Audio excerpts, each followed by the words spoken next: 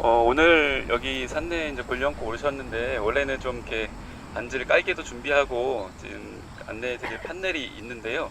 저 안쪽에 그것이 준비되어 있어요. 근데 열쇠를 좀 실수로 놓고 오는 바람에 지금 다른 분께서 좀 뒤늦게 지금 오고 계시니까 마지막 끝나고 이제 그 유해 안치실에 가서 이제 묵념할 수 있는 시간을 좀 마련 드리도록 할게요. 그래서 좀 불편하시더라도 조금만 좀 양해 좀 부탁드리겠습니다. 저는 대전 지역에서 이제 평화통일 운동하고 있는 평화통일 교육문화센터의 그 교육연구팀장 임재근이라고 합니다. 반갑습니다.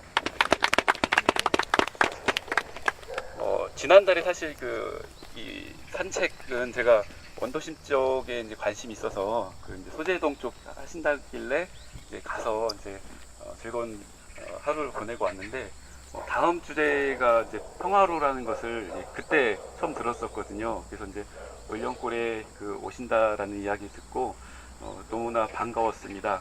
왜냐면 이 산내 울령골은 그 희생에 비해서 좀 전국적으로 좀 덜 알려졌어요. 예. 그래도 오늘 이렇게 오셨는데 오랜만에 추석 명절 앞두고 벌초가 좀 되어 있잖아요. 며칠 전까지만 해도 얘가 풀이 참 무성했었거든요. 근데, 예, 그리고 뭐 한 몇 주 전만 와도 얘가 진짜 그 풀이 너무 무성해서 옷이 다 젖을 정도였는데 추석 명절 앞두고 유가족들께서 이제 성묘 차원에서 이제 다녀가셨습니다. 본격적으로 말씀드리면 혹시 골로 간다는 얘기 들어보셨어요? 여자가 그 얘기했어요. 하셨어요? 들었구나. 예. 여러 가지 어원들이 있긴 한데 그중 대표적인 어원 중에 하나가 골짜기로 끌고 가서 이제 학살한다는 뜻이거든요. 여기가 그 산내 골령골이에요. 예. 혹시 바다 얘기도 하셨나요? 이렇게 대전 같은 충청도 같은 육지에서는 이렇게 골로 보냈고요. 부산이나 거제, 뭐 울산 같은 바닷가에서는 수장을 지었습니다. 그래서 물 먹인다라는 말도 물로 간다라는 어원하고 비슷한 뜻으로 이해하시면 돼요. 그러니까 전쟁이라는 극단적인 상황에서 골로 보내고 이제 물 먹였던 것이 이제 한국 전쟁의 가장 큰 이제 비극지 하나죠.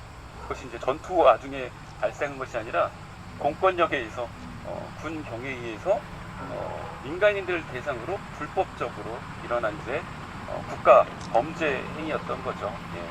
그래서 이 대전 지역에서도 끔찍한 일들이 장장 20일 넘도록 진행이 되었습니다. 그래서 이 학살이 시작은 이제 1950년 6월 28일부터 시작됐다라고 추정하고 있습니다. 정확한 날짜를 확증할 수 없는 이유가 전 세계 어디를 가도 이런 민간인 학살과 관련돼서는 문서로 기록을 남기는 적이 없어요.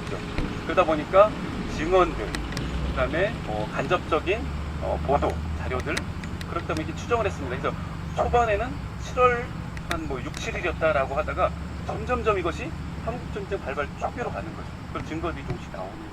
그러니까 그럴수록 정말 유가족뿐만 아니라 우리 시민들이 경악할 수밖에 없는 거죠. 아니 국가가 그것도 전쟁 발발 며칠 만에 그 어수선한 틈을 이용해서 전투에는 계속 지면서 어떻게 민간인 학살에는 이렇게 치밀하게 했을까라는 거에서 정말 치떨리고 경악스러운데 그래서 6월 28일부터 시작돼서 7월 17일까지 거의 21일 동안 진행이 됩니다. 그래서 보통은 그 대전 지역의 민간인 학살을 진실화해위원회라든지 유가족들이 발표하는 자료들 보면 1차 학살, 2차 학살, 3차 학살로 이렇게 구분하기도 합니다만 제가 이제 그 유해 발굴을 비롯해서 이제 지역에 관심을 갖다가 이제 논문을 하나 이제 쓰기 시작을 했어요. 북한 대학원대학교에서 논문을 이제 쓰면서 이렇게 연구를 하다 보니까 이 시기 구분이라는 것이 사실은 필요가 없는 거였구나 라는 생각이 들었습니다. 그 이유를 좀 설명드리면 이승만이라는 사람하고 관련이 되어 있어요. 이승만이라는 사람에 대한 이야기들을 많이 들으셨겠지만 세월호 선장처럼 가장 먼저 국민을 버리고 서울을 도망 나온 대통령이었죠. 전쟁 직전까지 이 사람이 뭐라고 얘기했냐면 북진 통일을 하겠다. 그래서 전쟁만 일어나면 아침은 해주에서 점심은 평양에서 저녁은 신의주에서 먹겠다라고 이제 호언장담했던 사람인데 막상 전쟁이 나니 3일 만에 6월 27일 새벽에 홀로 국무위원이라든지 국회의원 등을 비롯해서 아무런 그런 얘기도 안 하고 혼자 도망을 나온 거예요. 기차를 타고. 그래서 원래 제 생각은 가장 안전한 일본까지 도망가는 게 목적이었던 것 같은데, 대구에 딱 갔더니 대구에 있던 그 관료들이 분명히 대통령은 지금 서울에 있어야 하는데 대구에 있는 거예요. 그러니까 각하 너무 멀리 오셨습니다 라는 말에 다시 기차를 대전으로 돌렸다고 합니다. 그래서 아침도 거른 채 늦은 점심을 대전역 인근에서 이제 식사를 하시고, 당시 충남도지사가 있었던 도지사 관사로 숙소를 옮겨서부터 본격적인 대전이 임시 수도로서의 역할을 하게 되는 거죠. 사실 국회에서는 서울 수도를 결의하고 이승만 대통령을 찾아갔더니 경무대가 비어있다는 사실을 발견하고 나서 어수선한 상황에 천도를 결정하는데 수원으로 결정하거든요. 근데 수원으로 결정하자마자 수원으로 이전도 하기 전에 대통령이 이미 대전에 계셨으니 국회의원과 그 정부 관료들은 대전으로 피난을 오게 됩니다. 그러면서 본격적인 임시 수도가 27일부터 시작이 되고요. 당시 대전의 인구는 12만 정도였는데 불과 일주일 만에 100만 거대 도시로 탈바꿈한 대부분 피난민들이었고, 제일 먼저 피난 온 사람은 대통령을 비롯한 국회의원 등 정부 관료였다. 더욱 충격적인 것은 전쟁 발발 3일이 지났어도 대국민 담화를 한 번도 하지 않았던 우리 대통령께서 대전에 오자마자 대국민 담화를 녹음을 하십니다.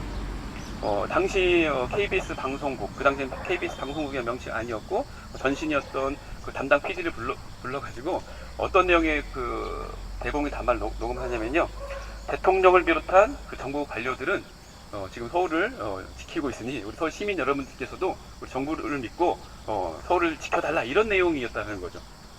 그것을 대전에 와서 그걸 녹음을 해서 서울에 이제 그 전보로 방송을 몇 차례 이제 시도를 하는데, 몇몇 분들은 이 방송의 녹음 질이 그 당시는 지금처럼 이렇게 좋지 못하다 보니까 이상하다, 이거 그 서울에서 방송하는 것 같지 않다라고 해서 도망갔구나라고 눈치챈 사람도 있었겠지만, 대다수의 순진한 서울 시민들께서는 우리 세월호 학생들과 마찬가지로 피난짐을 쌌다가 풀었다고 합니다.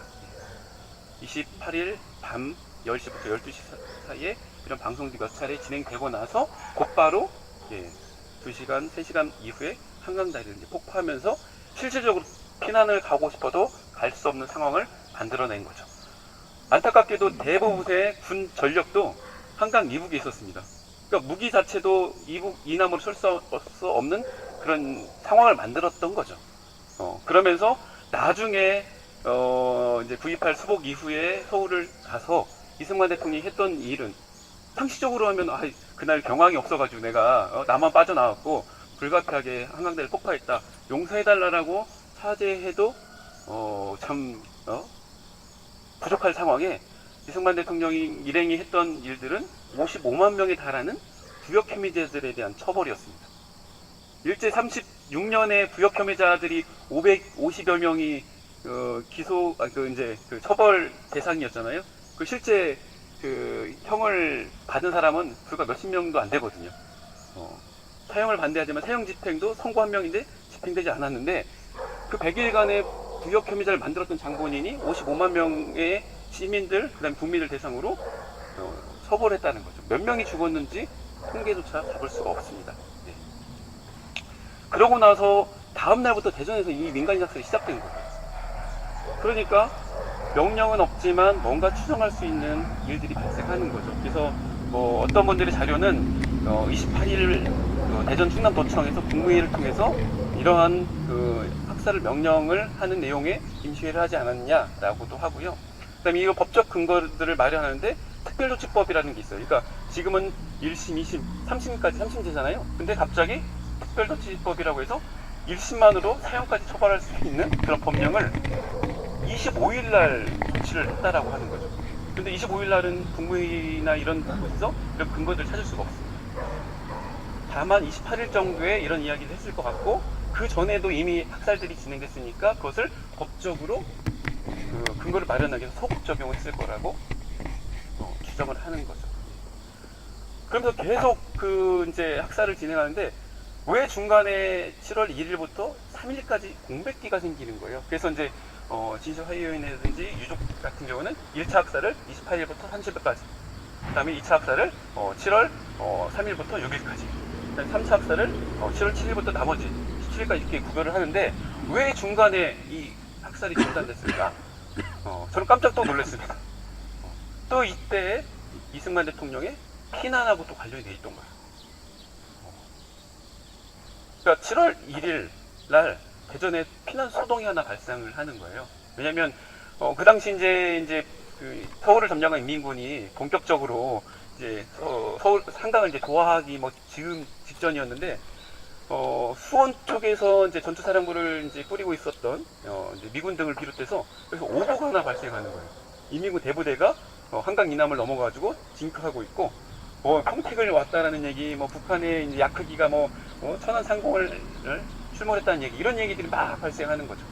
그러면서 자칫하면 대전도 버리고 후퇴할 수 있다라는 소문이 쫙 퍼지면서 대피난 소동이 시민들한테 있었던 게 아니라 그 정보를 독점할 수 있었던 대통령을 비롯한 고위직들한테 있었던 겁니다. 그래서 7월 1일 새벽에 또 이승만 대통령은 비밀리에 사랑하는 부인 프란치스카를 모시고 몇몇 그 비서실장이라든지 경호 인력들 대동하고 또 다시 도망을 가게 됩니다. 원래는 이제 그 대구나 부산 쪽을 가야 되는데 그 당시만 하더라도 이제 이 남쪽에서도 야산대라든지 유격대들이 좀 있다 보니까 이 주폭령을 넘으려다 보면 이런 사람들의 습격을 받을까봐 꾀를 낸 거죠. 호남선 쪽으로 방향을 틀게 되죠. 그래서 찌뿔차를 타고 2리 지금 익산으로 갔다가 너무나 길이 안 좋아서 거기서부터는 특별 열차를 타고 목포로 이동해서 목포에서는 해군 함정을 타고 부산으로 이동합니다. 32시간의 그런 피난 행렬을 했던 거예요. 근데 이것이 오보라는 것이 밝혀지면서 대부분의 이제 관료도 임시 수도니까 돌아왔는데 유일하게 그 일행들만 오지 않고 임시 수도가 7월 17일까지 있었는데 대통령은 부산과 대구를 왔다 갔다 하면서 앉아놓은 곳에서 전화로 소통을 했다라는 어처구니 없는. 그러니까 그 기간, 피난 소동이 있었던 그 기간 7월 1일, 2일 사이에 학살을 중단할 수밖에 없었던 거죠. 도망가느라고. 그래서 이제 법무부 장관이라든지 이런 사람들은 자기들 이제 피난 열차에 오르면서 조만간 적들의 침공이 예상되니 적 우두머리들을 처단하라라는 구두 명령을 내리고 도망간 거죠. 그러니까 형무소에 있는 사람들은 다 법무부 장관을 비롯해서 장관 국회의원 다 도망가니까 어떡하지? 그러니까 형무소장이 우리 직원들을 개죽음 시킬 수 없다라고 하면서 형무소를 해산시키는 명령을 내리게 되죠. 근데 그 당시 형무소를 지키고 있던 특별 경비대가 있었습니다. 총을 소지하고 있었고, 그러니까 이제 군인하고는 다른 이제 군사 조직이긴 한데 형무소만 지키던 이 특별 경비대만 남아가지고 형무소를 이제 경비해서 어떤 소요들을 막았다라고 하는데, 어쨌든 민간 학살이 중단됐던 거는 피난 소동의 잠시 혼란한 틈 사이였고, 그 이후부터는 본격적으로 막 엄청난 많은 수를 처형을 시키게 되는 거죠. 그럼 어떤 사람들이 희생을 당했냐? 크게는 이제 두 가지 부류입니다. 하나는 대전 형무소에 갇혀 있었던 재소자들, 대부분 소위 말하는 정치범들이라고 하는 분들이고요. 또한 대다수는 보도연맹원들을 비롯해서 요시차린 민간인들이 밖에 있다가 이제 끌려와서 이제 처형을 당하시는 거죠. 조금 이따 대전 형무소도 가 보시겠지만, 대전 형무소는 대전이 갖고 있는 교통의 요지로 인해서 처음부터 전국의 유명한 이제 독립운동가들을 잡던 중구금 시설이었거든요. 그러니까 해방 이후에 이런 정치범들을 전국 각지에서 이제 수감을 시키는 거예요. 그래서 조선공산당 정판사 사건으로 수감됐던 우리 이관수 선생, 그 다음에 송원필 선생 등 서울분들이죠. 그리고 46년 소위 이제 10월 대구 인민항쟁이라고 불리는 이 관련자, 그래서 대구 찍고, 그 다음에 대전을 필두로 한 주변의 수많은 대전 충남 지역에 이런 인사들이 투표와 있었겠죠. 그리고 대다수 또 어떤 분들이 계시냐면 제주 4.3 사건 관련자들이 제주도에는 정식 감옥이 없다 보니까 육지로 이제 분산되거든요. 여기서 한 300여 명이 대전 형무소에 수감되어 계셨습니다. 그리고 이것을 진압하려는 것을 거부했던 여수 14연대 관련자들, 명단을 확인된 것은 한 80명 정도 수감자들이 있었던 거죠.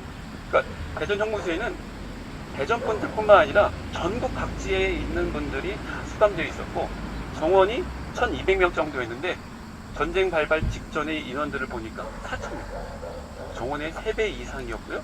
그 중에 절반 정도가 소위 말하는 정치범으로 추정되고 있습니다. 그러니까 이런 분들이 다 와서 희생됐다라고 지금 보시면 되겠고요. 또 하나는 이제 보도연맹인데 원래 보도연맹원이라는 것은 원래 일제강점기에 독립운동가들 전향시키려고 했던 사상보국연맹이라는 조직들이 있었는데 일제가 이것을 이제 운용하다가 이제 폐막하니까 이승만 정권이 이것을 차용해가지고 마치 치안유지법을 차용해서 국가보훈법을 만들고 나서 보도연맹원을 꾸리게 되는 거죠. 그러니까 점점점 제주 4.3 사건으로 4.3 항쟁으로 단독정부 수립을 반대하는 사람들이 들고 일어서고 여기저기서 막 이렇게 들고 일어서니까 자신의 그런 정치적인 그 불안감을 정치적으로 이렇게 잘해서 해소하려는 게 아니라 정적을 제거하는 방향으로 이제 진행이 되는 거예요. 그러면서 국가보안법을 만들고 나서 그래도 불안하니까 이것을 관리를 하겠다. 명단. 소위 요즘 말하는 블랙리스트와 같은 명단을 이제 관리를 하게 되는 거죠. 보도연맹원들은 대부분 뭐 남로당 활동했던 분들, 인민위원회 활동했던 분들, 그 다음에 이제 전평이라고 해서 지금으로 치면 민주노총 같은 그런 분들, 그 다음에 뭐 민주주의 민족전선 이런 이제 단체 활동했던 분들을 전향시켜서 이 보도연맹의 강령이 뭐냐면 대한민국 절대지지, 공산주의 배격이거든요.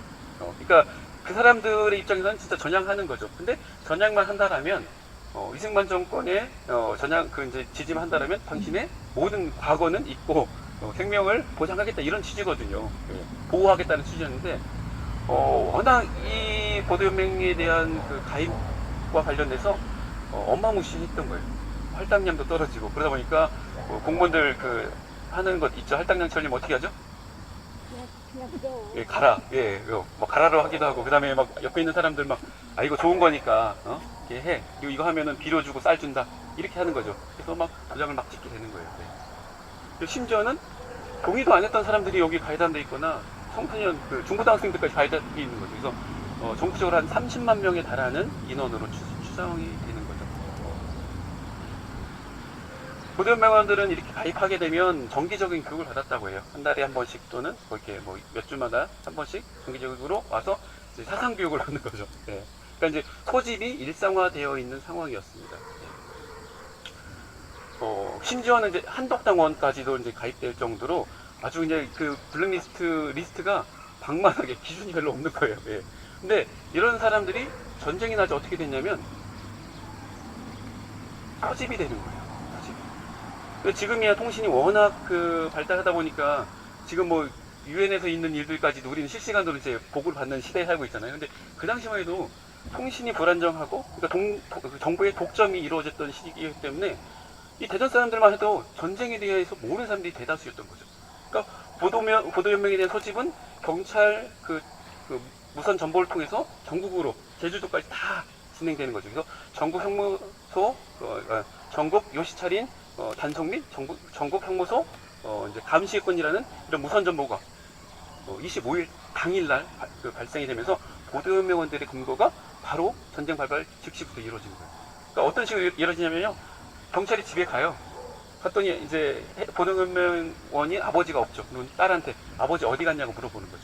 그럼 딸이 아버지 지금 논에 일하러 가셨다라고 어디 가셨는지 알려주는 거예요. 그럼 경찰이 가가지고 잠깐 우리 가자라고 해서 같이 가는 거죠. 그러니까 뭐 체포가 아니라 이미 일상적인 그런 소집이 이루어졌기 때문에 그냥 아무런 거부감 없이 일상적으로 가는 거예요. 근데 그것이 마지막이었던 거죠. 그러니까 그 사실을 한 딸은 얼마나 가슴이 아팠겠습니까?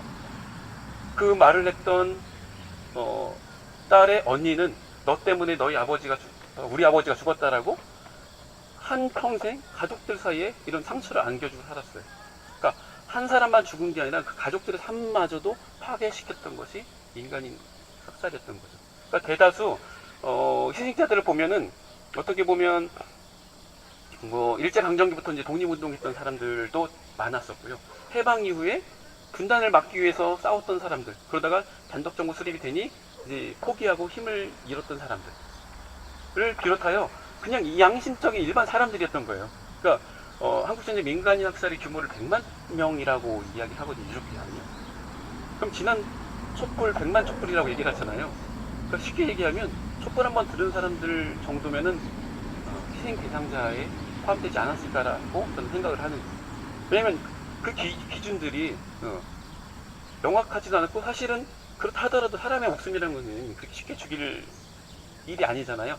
그래서 저는 깜짝 그 몸서리 쳤던 것이, 지난 그 촛불에 소위 말하는 태극기 집회에 나왔던 구호 중에 하나가, 소위 이제 승려라고 하는 사람이 내걸었던 구호 기억나시나요?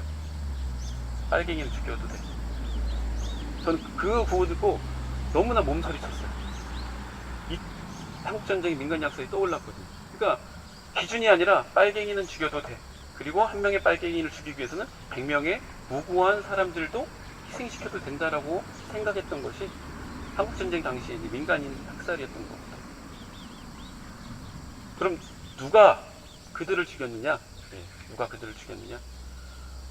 명령 문서가 남아있지 않기 때문에 그 재판처럼 피고 누구 뭐 이렇게 할 수는 없지만, 여러 가지 정황상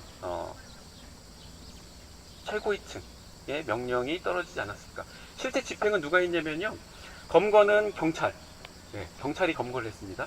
그리고 형무소에 있는 사람들을 관리는 형무소에 있는 사람들, 거기 있는 사람들 여기까지 이송하는 데에는 경찰들과 당시 특별경비대원들이 했고요. 그럼 실제 이 사람들을 죽였던 사람들, 그러니까 총을 발포를 했던 사람들은 군 헌병대, 그리고 사찰과 경찰, 그러니까 두 부류가 해당되는 거죠.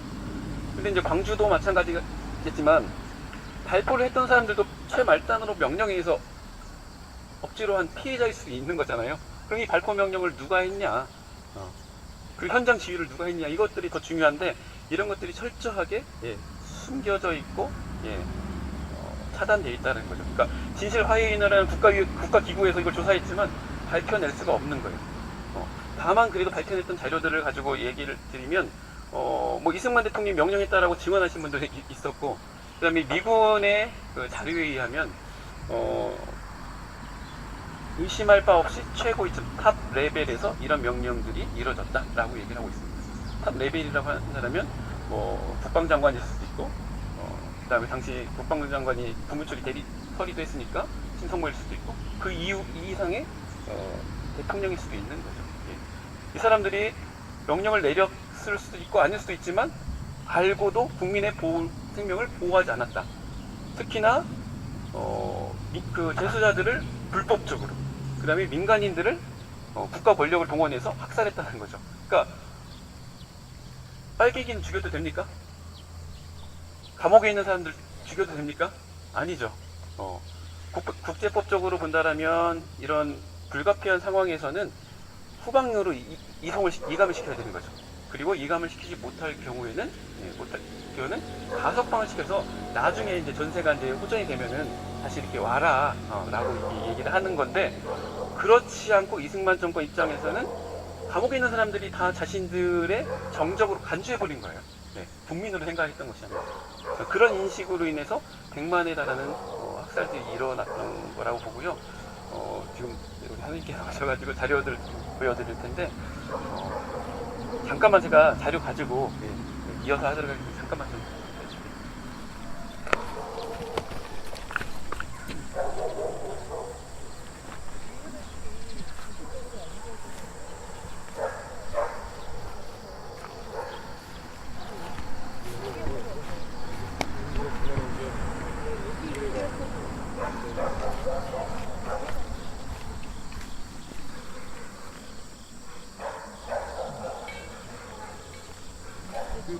혹시 힘드시면 앉아서 좀 할게요. 좀 힘드신 분들은 좀.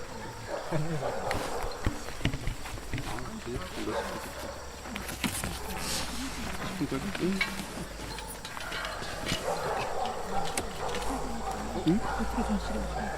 제가 아니요, 인질 있으니까. 제가 인질을 들고 있어요?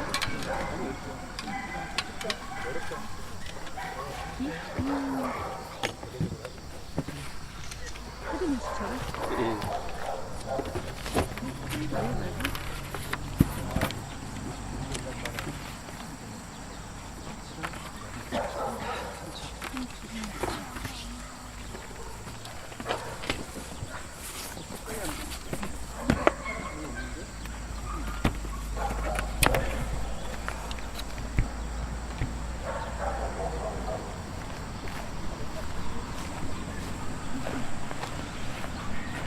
그 명령은 다시 설명을 드리고요. 그러니까 초창기 초반에는 학살이 이런 방식으로 이루어졌습니다. 이거는 대전의 학살 현장은 아니고요. 수군 작업 과정에 의정부 쪽에서 이제 군인들이 이제 처형되는 방식인데요. 반대쪽에 이제 사형목을 박아 놓고 거기에 이제 재소자라든지 이제 희생자들을 이렇게 묶어 놓는 거죠. 눈을 가리고 묶어 놓은 다음에 반대쪽에서 수백 명의 사수들이 이제 한 번에 이제 총을 쏘는 거예요. 그러니까 그 이유는 아시죠? 사람이 사람을 죽인다는 게 너무나 끔찍한 일이기 때문에 내가 쏜 총이 저 사람을 죽이지 않았을 거라는 심리적인 위안을 주기 위해서 더 많은 발포자들을 두는 게 보통 총살 집행의 방식입니다. 그래서 대전에서도 초창기에는 이런 방식으로 이루어졌는데 시간이 지나면서 처형해야 될 사람들이 너무나 많은 거예요. 그러니까 사형의 방식이 바뀝니다. 어떤 식으로 바뀌냐면요.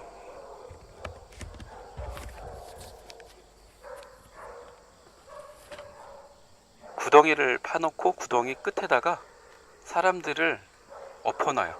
엎어놓고 못 일어나게 등을 발로 밟고 총으로 두개골을 향해서 아주 근접 발포를 하는 거죠. 그러니까 여러 사람이서 한 사람을 죽이는 것도 끔찍한 일인데 내 발 앞에서 이렇게 사람이 죽는 걸 봐야 되는 거죠. 그럼 얼마나 힘들겠습니까? 그러니까 이 사병들은 거부를 하고 싶은데 이 뒤에 보시면 장교가 네가 총을 쏘지 않으면 네가 죽는다라고 위협을 하는 거예요. 그러니까 집행자들이요 어쩔 수 없이 이렇게 처형을 하는 거고요. 처형 방식들을 보면 이쪽에 철모를 쓴 사람들은 헌병대들이고요. 이쪽에 잘 보이지 않지만 경찰들이 10명씩 조를 이루어서 집행하고 다음 뒤에 대기하고 있던 20명이 다시 와서 집행하고 이 처형자들은 소위 이제 청년 단원들이라든지 아니면 소방대원들이 끌고 와서 그 구덩이 모퉁이에다가 끌어놓고 경찰과 군인들이 총살을 집행하면 다시 와가지고 이 사람들을 구덩이에 던지고 이런 일들을 한 20일 동안 반복을 한 거예요. 구덩이 크기를 보시면 여기 지금 내려가서 죽었나 살았나 확인 사살을 하는 장면이고요.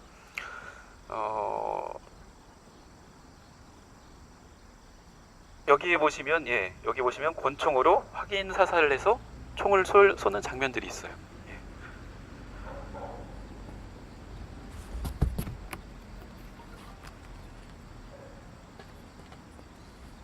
구덩이의 크기를 보시면 이 사진을 보시면 정말 적나라하게 나오는데 깊이가 2m, 너비가 2, 3m, 길이가 짧은 건 30m에서 50m, 100m, 길게는 200m에 달하는 구덩이를 파놓고 거기서 다 처형을 하고 매장을 했다는 거죠. 마지막 처형 직전에 뒤돌아본 이 눈빛 보면 너무나 가슴이 아프고요. 이때 이제 특별 경비대장을 맡았던 분이 여기에 이제 원래는 그 재소자들 이감하는 것만 맡았다가 군인의 명령에 의해서 자기도 이제 확인 사살을 하도록 명령을 받아서 확인 사살을 했대요. 근데 어떤 사람이 자기를 부르다는 거예요. 소장님. 봤더니 형무소 재소자 중에서 모범수로 식당에서 이제 근무했던 사람인데 덜 맞아가지고 고통에 호소하면서 한 방 더 쏴달라 이런 얘기를 하면서 고통을 잊게 해달라. 정말 사람으로서 할 수 없는 끔찍한 일들을 국가 권력에 의해서 강제당했던 것이 이제 이 민간인 학살의 한 과정이었습니다. 근데 이 사진들 누가 찍었을까요? 이 사진은 미 군사 고문단이었던 에드워드 중령이 이 현장에서 사진을 찍고 보고서를 작성해가지고 워싱턴에 있는 미 육군성의 육군부에 보낸 비밀 문서였습니다. 50년이 지나서 기밀 해제돼서 다행히 99년도에 이렇게 입수할 수 있었는데 여기에는 어떤 내용이 담겨져 있냐면요. 한국에서의 정치범 처형이라는 내용의 보고서와 함께 18장의 아까 그런 사진들이 첨부되어 있었습니다. 서울이 함락되고 난 후에 형무소 재소자들이 북한군에 의해 석방될 가능성을 방지하고자 수천 명의 정치범들을 몇 주 동안 처형한 것으로 우리는 믿고 있다. 이러한 처형 명령은 의심할 여지 없이 최고위층에다 내려진 것이다. 대전에서 벌어진 1800명의 정치범 집단학살은 3일간 걸쳐 50년 7월 첫째 주에 자양되었다. 이렇게 이야기하고 있습니다. 정보의 등급은 A1 등급으로 분류되어 있는데요. A라는 것은 그 정보로서의 이제 가치. 그다음에 1이란 것은 신뢰도. 그러니까 아주 정보로서의 가치와 신뢰도가 높다라는 내용으로 보고를 한 거죠.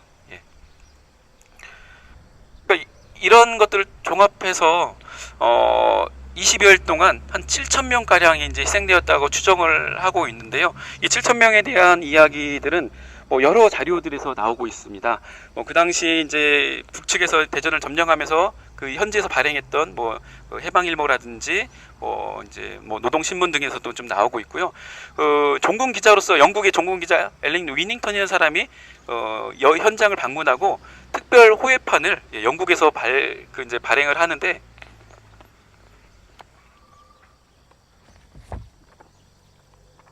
이러한 내용의 타블로이드 특별판을 내게 되는 거죠.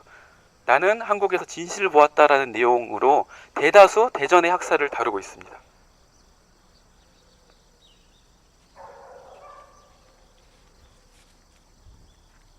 자신이 이제 현장을 방문한 사진을 이렇게 첨부했고요.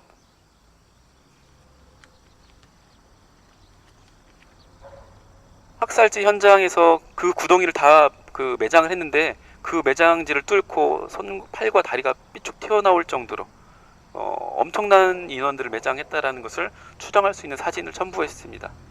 그래서 이런 것들 총 종합해서 우리 유가족들께서는 7,000명 이상으로 추정을 하고 있는데, 정확한 증거가 없다 보니까 진실화해위원회에서는 아까 미군 정보를 가장 신뢰성 있게 생각하면서 1,800명 이상으로 이제 이야기를 하고 있는데, 그 매장지가 어디냐면요. 저기 보시면 이렇게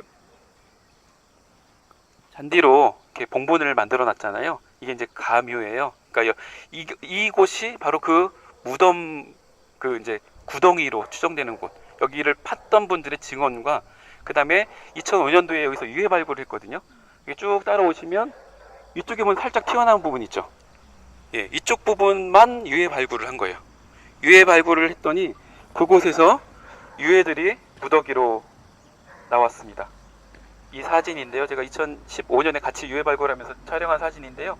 계단식으로 유해들이 박혀 있어요. 두개골 옆에는 탄피가 드러났습니다. 탄피라는 것은 총을 쏜 곳에서 튕겨 나가는 거잖아요. 그러면 근접사살 또는 확인사살의 결정적인 증거들이 현장에서 나왔고요. 그래서 한 5m, 7m 정도를 팠는데 한 20여 구, 그러니까 온전한 유해들이 없는 거예요. 오랜 시간이 지났기 때문에 다 사고가지고, 근데 이거 이렇게 추정했을 때 한 15에서 20여 구를 발굴했는데, 민간 차원에서 하다 보니까 시간이 없는 거죠. 그래서 다시 덮을 수밖에 없었지만, 벽 쪽에도 유해들이 박혀 있는 걸 봐서 구덩이가 연장돼 있다는 것을 확인할 수 있었죠. 사실 그 전부터 이제 그 증언들을 통해서 이곳에 100m짜리 구덩이가 있었다는 것을 증언을 확보하고 있었거든요. 그래서 이 뒤쪽으로 쭉 가시면 저 교회 뒤편까지 해서 100m에 달하는 구덩이가 한 개가 있었고요. 사실은 저나 여러분들이 앉아 있는 곳도 그 구덩이의 위일 가능성이 큽니다. 예전에 그 이교대 스포트라이트에서 여기 이제 그 레이더로 촬영을 했는데, 좀 뭔가 흙과는 다른 물질들이 매장되어 있다는 것을 좀 확인을 했는데, 조속한 유해 발굴이 좀 필요한 것 같아요.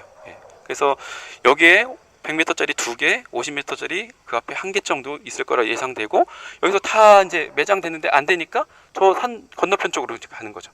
저기는 구덩이가 200m짜리가 있을 걸로 추정되고, 또 안 되니까 저쪽으로 이동하고. 그래서 저 끝에서부터 저 골짜기까지 뒤쪽은 이제 듬성듬성이긴 하지만 수백 미터에 달하는 그런 매장지, 무덤이 있다고 해서 산내 곤령골을 세상에서 가장 긴 무덤이라고 저희들은 이야기를 하고 있습니다.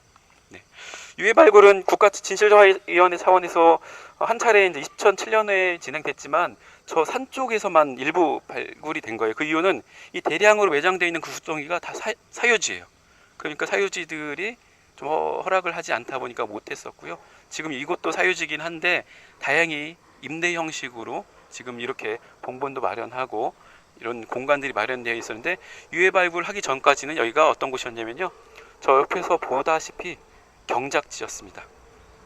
유가족들 입장에서 본다라면 나의 부모의 유해가 묻혀 있는 곳에서 농작물이 자라는 거예요. 예. 이쪽은 예, 개를 사육하기도 했었고요. 그래서 그렇게 모아졌던 뼈들이 이곳에 놔두고 있던 것을 모아가지고 안치시설을 만들었던 것이 저 곳이고요. 조금 이따 가서 함께 좀 묵념 드리도록 하겠습니다. 혹시 좀 제 설명 드리면서 궁금하신 거나 예, 좀 질문 주실 분 있으면 질문 잠깐 받고 저쪽 안치실로 이동해서 설명 드리도록 하겠습니다. 여기가 정치 수용자분들이 많았다고 했잖아요. 그래서 여기서 많이 했는데 다른 데 있는 형무소에서도 많이 죽였다고 하는데 거기에도 주로 정치범들 위주로 이렇게 죽인 거예요? 아니면 그냥 일반 잡범들 이런 데 죽인 사람들 많았어요? 그러니까 전국 형무소의 대부분은 예, 그런 분들이 섞여 있는 거고요. 그리고 대부분의 형무소들도 다 이제 학살이 다 일어났으니까 인민군에 의해서 점령되지 않은 부산 형무소까지도 그런 희생이 있었으니까요. 근데 이제 그런 희생자들 대부분 보면 우선은 그런 소위 이제 정치범들에 해당되는 분들이 많은 거죠.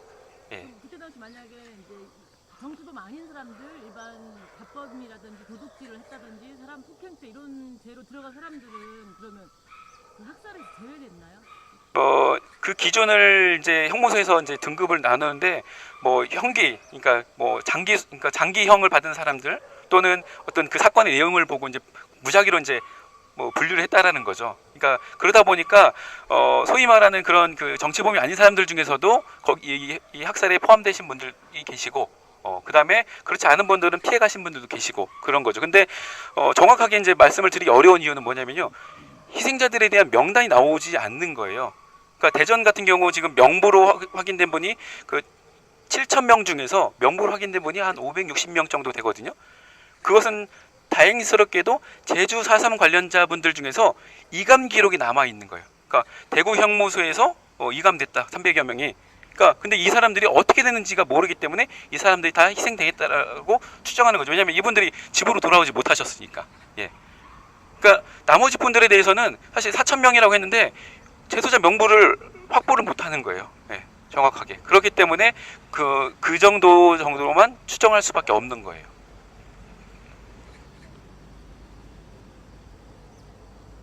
또 다른 질문 없으신가요? 블랙리스트라고 하잖아요. 네. 이럴 때에서 맥을 이어서 배운 건가요? 그죠. 그 보도연맹은 일제의 그 조선인들을 대하는 그런 지배 정책들을 본따가지고 보도연맹을 만들었고 현이 아니라 전 정권에서는 뭐 그거랑 이제 비슷한 맥락이었을 것 같고 그다음에 이제 연자제라고 해서 이제 그런 그 명단들이 존재하잖아요. 근데 이제 공식적으로 이걸 폐기했다라고 하거든요. 근데 이상하게 신원죄 같은 것을 하면은 걸려요. 그래서 뭐 국정원 어딘가에 이런 명단들이 있을 걸로 이제 추정이 되는데 아무리 이 정권이 바뀌어도 그런 명단들을 발굴을 못하는 게 현실인 거죠. 그리고 이제 하나 말씀 더 드리면 여기서 이제 희생되신 분들이 7,000명인데 명단이 한 500여 명이 이제 확보됐다고 했잖아요. 이분들의 희생된 당시의 연령들을 제가 보니까 20대가 대다수고요. 그다음에 30대, 평균 나이 27.5세.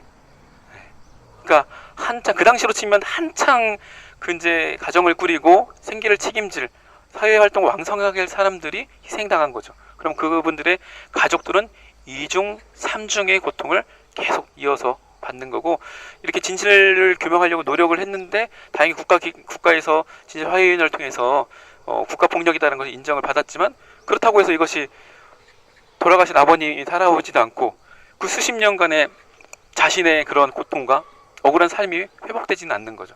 그럼 그분들은 그래서 이렇게 말씀하세요. 다시는 이런 일이 발생하지 않았으면 좋겠다. 자신들이 얼마나 끔찍한 삶을 살았는지 아시니까. 그러려면 이분들이 하시는 말씀이 그래서 이제 통일 이야기를 하시는 거예요. 그러니까 그것이 이승만 정권에 의해서 이루어졌긴 하지만 더 본질적으로 본다라면 분단 상황이 낳은 전쟁의 비극이잖아요. 근데 지금도 아직까지도 우리가 분단 상황을 유지하고 있는 거고 최근 들어서 더 한반도가 더욱 긴장 국면으로 이제 빠져들다 보니까 그 유가족들 입장에서는 더 불안한 거예요, 지금 상황이. 예, 그래서 어제도 여기 산내 유족회 회원이신 전숙자 선생님께서 이제 이제 전국 위령제를 다니시면서 이제 시를 쓰신 거예요. 그것을 모아서 진실을 노래하라는 시집을 내셨는데, 그분도 이제 이제는 이 상처를 끝내고 평화 통일로 가야 된다라고 이제 말씀하시는 것이 그분들의 삶 속에서 이제 체감된 그런 것이 아닐까 생각을 합니다. 좀 다 함께 좀 그 유해가 안치되어 있는 곳으로 가셔가지고요, 묵념 진행하도록 하겠습니다.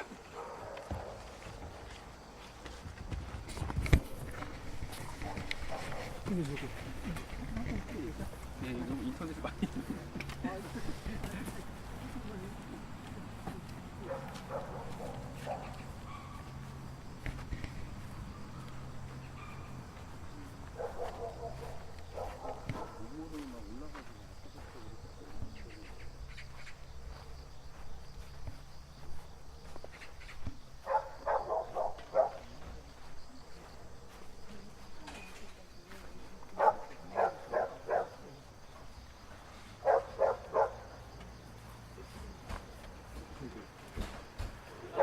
흰색으로는 오래된 것 같아요.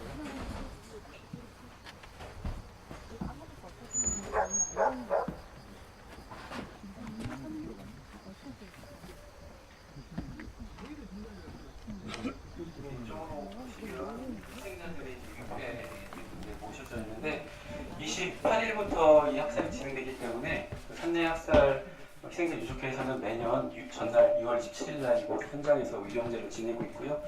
제주도 희생자, 국민보존민 희생자 등 이렇게 분류해서 유패를 지금 모시고 있습니다. 그래서 이 대전의 사건은 희생자들이 전국적으로 이제 분포되어 있을 뿐만 아니라 다른 지역에서 찾아볼 수 없도록 유례 없이 장기간에 이루어진 민간인 학살이에요. 예, 그리고 희생자 수도 7,000명에 달하는 정말 대규모의 희생자들이거든요. 그래서 이러한 전쟁을 다시는 일어나지 않고, 그다음에 이 희생자분들을 이제 위로하기 위해서 이곳을 이제 국가 차원에서 전국 위령 시설로 지금 만들려고 지금 계획 중에 있습니다. 그래서 뭐 1순위로 선정돼서 뭐 별 다른 일이 없으면 이곳이 전국 위령 시설로 한 2020년경에는 이제 완성이 된다고 하니까요. 꾸준하게 좀 관심 가져주시기 부탁드리겠고요.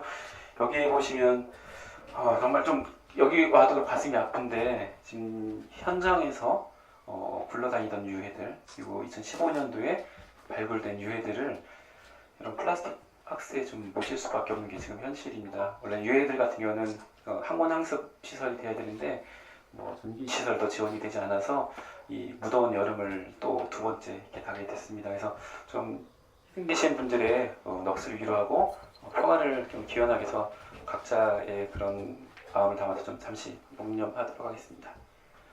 묵념.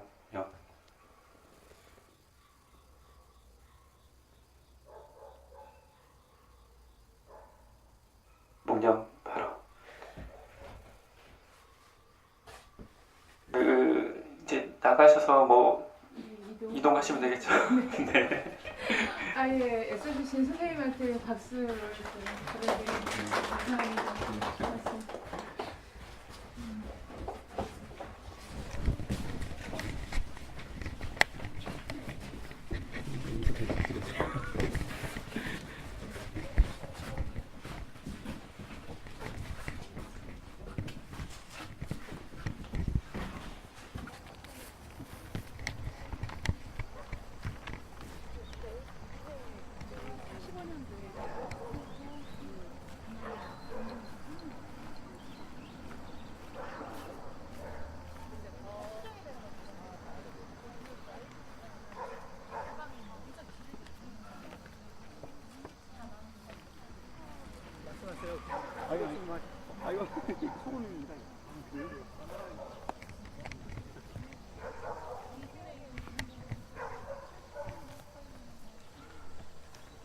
그 차량 탑승하시기 전에 한 가지만 더 말씀드릴게요. 이쪽 오시면 비석이 하나 세워져 있습니다. 여기가 이제 학살지라는 것을 알리는 비석인데 조금 뭔가 이상한 점이 발견될 거예요. 상처기구나. 예, 돌멩이 정으로 쪼아놓은 자리인데요. 네, 일부러 그러니까 이 모습을 본 그 유가족들은 또 한 번 이제 가슴이 미어지는 거죠. 사실은 이 감효가 없고 그다음에 유해 안치시설이 없었을 때 여기 경작지일 경우에는 여기가 학살지라는 것을 확인할 수 있는 유일한 비석이었거든요. 그래서 유가족들이 오시면 맨 처음 방문한 곳이 이곳이에요. 이곳에서 아버님, 부모님이 이제 넋을 위로하면서 절을 하고 하셨던 곳이었는데 누군가가 이렇게 쪼아 버렸는데 일설에는 이 지역에 땅값이 떨어진다는 이유, 그 다음에 이 옆에 있는 토지주가 했다라는 이야기입니다. 조금 너무나 가슴이 아프죠. 그래서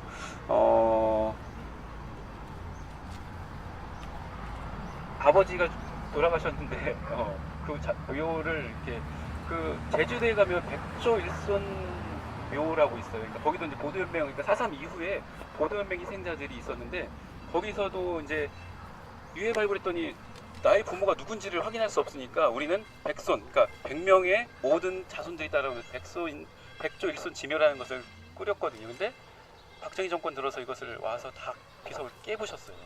그러니까 그거하고 이제 유사한 거죠. 그러니까 진행 중이다라는 것을 확인할 수 있습니다. 그래서 자료를 보시면 이때는 이제 1,800명이라고 얘기하는데 그때 당시 발굴된 자료가 그 정도였었던 거, 점차적으로 이제 인원이 확대됐고 사건의 시일도 점점 빨라져서 위령제도 7월달 지내다가 지금 매년 6월 27일날 이렇게 진행되는 거고요. 여기도 이제 여기서 현장에서 지내고 싶은데 못 지내니까 대전역, 서대전, 시민공원 외지로 돌다가 다행히 이제 좀 이렇게 토지 소유주들이 좀 양해를 해주셔서 최근 몇 년간은 이곳에서 이제 지내고 있고 조만간에 국가 차원에서 여기 위령시설로 만들면 좀 그런 안정적인 위령시설로 될 것 같습니다.